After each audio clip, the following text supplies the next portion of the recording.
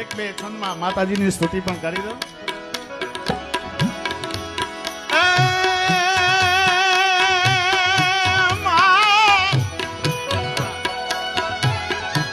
રાગ ભોપાલી છે.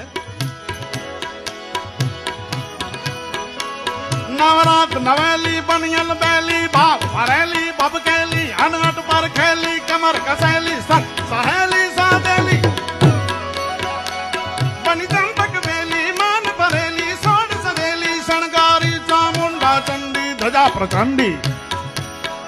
એ માય સુર વિખંડે અવતારી એ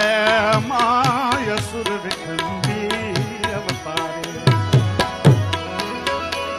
જોતે પ્રલંબા જુગદંબા આદિ અંબા ઈશ્વરી વદનમ જળંબા ચંદ્રબંબા તેજતંબા તું ખરી હોતે હતાગમ વીર હાગમ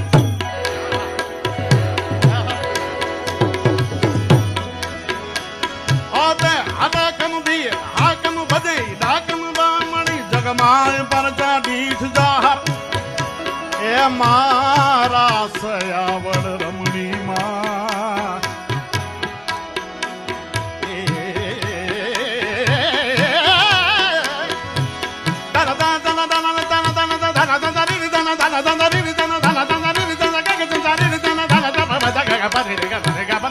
Dasa